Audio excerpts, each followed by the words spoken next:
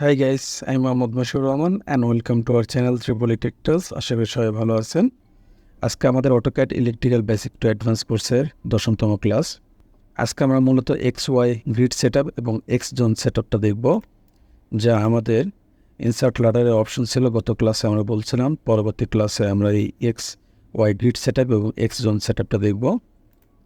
তো তার জন্য কী করব, প্রথমে আমরা একটা প্রজেক্ট ফাইল তৈরি করে নেব। প্রজেক্ট ফাইলের মধ্যে একটা নিউ ড্রয়িং তৈরি করে নেব। যেহেতু আজকের ক্লাস আমার 10 নম্বর ক্লাস, সেহেতু আমি ফাইলের নামটা দিলাম ক্লাস 10। আর টেমপ্লেটটা আমি রাখলাম অটোক্যাড ইলেকট্রিক্যাল। ডিসক্রিপশন আমি দিতে পারি X Y grid set up. 2 নম্বরে দিলাম আমি X zones set up. Okay, then আমি ওকে করে দিলাম।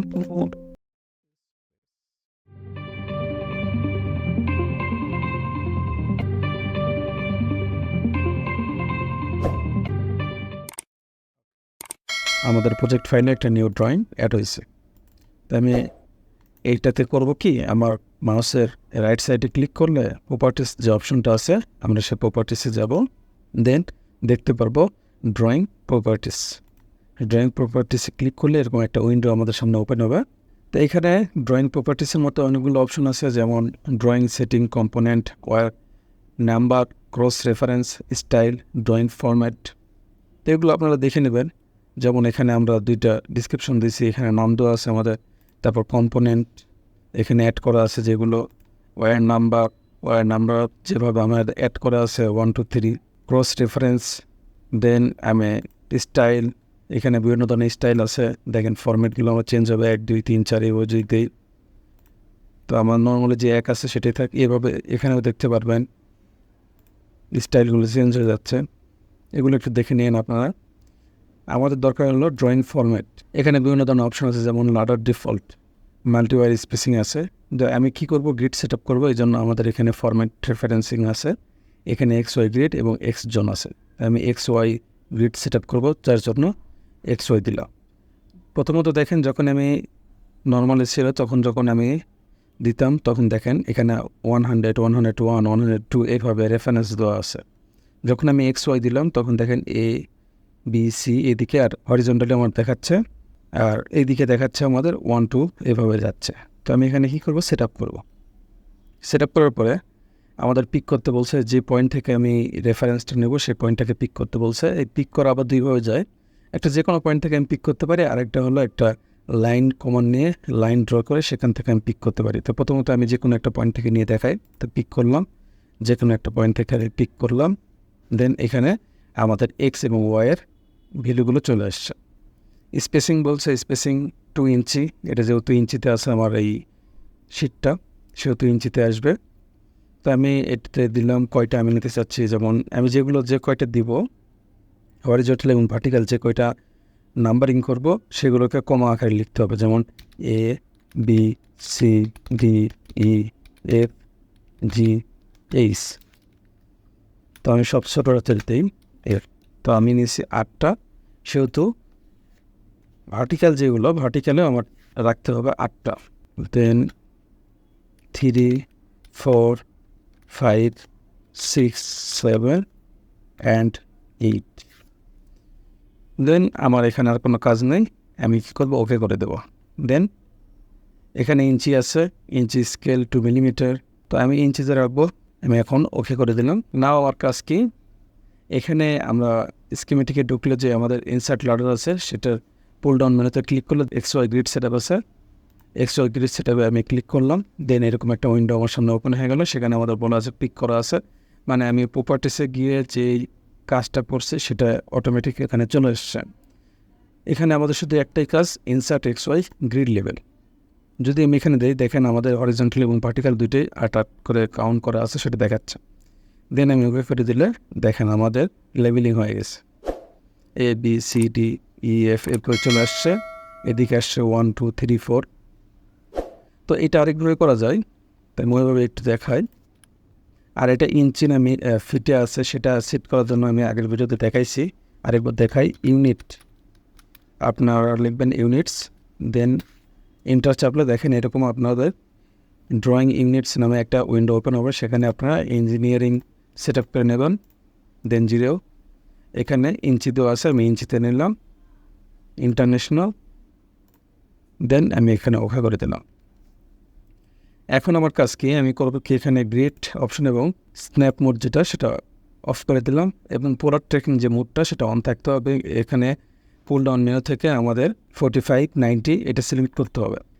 এবং এখানে যে অবজেক্ট স্ন্যাপ যে অপশনটা আছে, অবজেক্ট স্ন্যাপ, সেখান থেকে আমরা এই ইন পয়েন্টটাকে চেক করে দেব। তো এটার কোনটার কী কাজ নেক্সট কোনো ভিডিওতে আমি আলোচনার চেষ্টা করব, যে পোলার ট্র্যাকিং, তারপরে এখানে অবজেক্ট স্ন্যাপ, এই যে অপশনগুলো আছে নিচের, সেই অপশনগুলো নিয়ে আমি একটা ভিডিও তৈরি করব।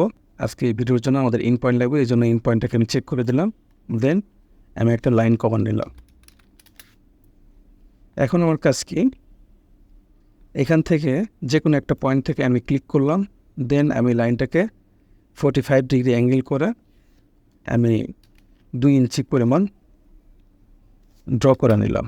এখন আমি করব কি, সেই ড্রয়িং ফাইলে যাব, প্রপার্টিস অ্যান্ড ড্রয়িং প্রপার্টিসে গেলাম। দেন এখানে আমি ড্রয়িং ফরম্যাট আছে XY গ্রিড, এটা অপশন ক্লিক চেক করে দেবো। দেন সেট আপ। এখন আমি পিক করব কি, এই যে রেখাটা ড্র করছি তার ইন পয়েন্টে চেক করলাম।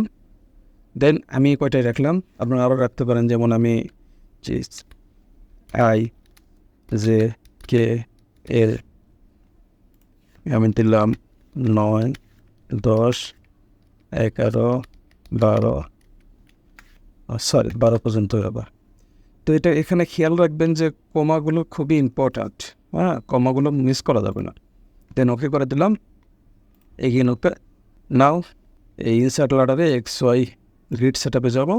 দেন আমি এখান থেকে ইনসার্ট করে দেবো, ওকে করে দিলাম। দেখেন আমাদের ABCD এর যে IJKL পর্যন্ত নিয়ে নিয়েছে, নিচের দিকে 1 2 3 4 এভাবে নিয়ে নিয়েছে। আর একটু বড়কে দেখায়।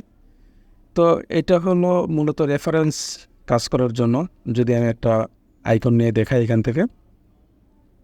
এখান থেকে আমি একটা ট্রান্সফরমার নেই অথবা একটা মোটর নেই, আইকন নিলাম, আমি এখানে রেখে দিলাম। দেন এখানে দেখেন আমাদের নাম কিন্তু নর্মালি থাকে MTR, তো মোটর। এখানে F, তারপর 3, Fতে আর 3তে কী বোঝাচ্ছে আমি একটু দেখাই। দেখেন এই মোটরটা F বরাবর আছে এবং 3 হচ্ছে তার রেফারেন্স। এই দুইটা হচ্ছে রেফারেন্স অনুযায়ী এটাতে আমার নামটা হয়ে গেছে। এখন যদি এটাকে আমি মুভ করাই, তাহলে আমি কি করব, মুভ কম্পোনেন্ট করব। তো মুভ কম্পোনেন্ট করে আমি প্রথমে রেখে দিলাম। দেখেন আমাদের সামনে একটা ইন্টারফেস আসছে, এখানে বলছে এখানে যে ট্যাগটা আছে সে ট্যাগটা চেঞ্জ হয়ে যাবে, যেহেতু আমি রেফারেন্স চেঞ্জ করছি। দেন আমি ওকে টু রিট্যাগ করলাম। দেখেন আমার নামটা চেঞ্জ হয়ে গেছে, A1 এখন হয়ে গেছে। তো এটাকে যদি আমি নর্মালি মুভ করি তাহলে কিন্তু এই নামটা চেঞ্জ হবে না, দেখেন যা আছে তাই থাকবে।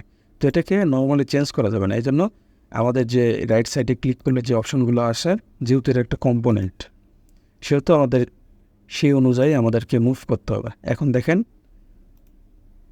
আমাদের নামটা চেঞ্জ হয়ে গেছে। তো আমরা তো দেখলাম XY গ্রিড সেট আপ। এখন আমরা X জোন সেট আপটা কীভাবে করতে পারি এটা দেখি। তো XY গ্রিড সেট আপ এবং X জোন সেট আপ প্রায় সেম, শুধু পার্থক্য যে ওইটাতে দুইটা অপশন থাকে, এটাতে একটা অপশন থাকে। তো আমি আবার দেখাচ্ছি, এটাতেও দুইভাবে করা যায়, লাইন টেনে এবং উইদাউট লাইনে। তো আমি লাইন টানতেছি তাহলে সুবিধা হয়। দেখে নিলাম 2 ইঞ্চি, দেন ওকে করে দিলাম। এখন আমি যাব প্রপার্টিস, ড্রয়িং ফরম্যাট। এখন আমি দেবো X জোন সেট আপ। দেন আমি সেট আপে যাব। আমাদের X এবং Y দেওয়া আছে পয়েন্টিং। তা আমি কী করবো, এখান থেকে পিক করার পরে আমি ABCDEFGH এটাও থাকতে পারে, আমি অন্যটা চেঞ্জ করতে পারি। তাই আমি আমার যেহেতু এটা দেওয়া আছে আমি এটাই রাখলাম। আমি কি করলাম, এটার স্পেসিংটা একটু কমাই দিলাম, 1 করে দিলাম। দেন ওকে করে দিলাম, এখানে আবার ওকে করলাম। এখন আমি আসবো ইনসার্ট লাডারের যে অপশনটা, সেখানে গিয়ে আমি দেখব X জোন সেট আপ নামে একটা অপশন আছে, সেখানে ক্লিক করব। দেন সেম কাজ আমাদের, এখান থেকে ইনসার্ট জোন লেভেল দেখেন 12টা আছে। এখান থেকে আমি এডিট করতে পারি, আমাদের পিক পয়েন্টটা চেঞ্জ করতে পারি, স্পেসিং চেঞ্জ করতে পারি। দেন আমি ওকে করলাম, দেখেন আমার নামটা চেঞ্জ হয়ে গেছে। তো এটা যদি আবার আমি করি, ডিলিট করলাম, দেন দেখেন এক্স জোন সেট আপে গেলাম, এখান থেকে আমি স্পেসিং দিলাম 2, এখান থেকে আমি 4টা বাদ দিয়ে দিলাম।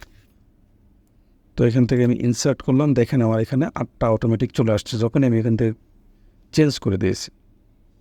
এখানে 2 না দিয়ে আমি দিলাম 3,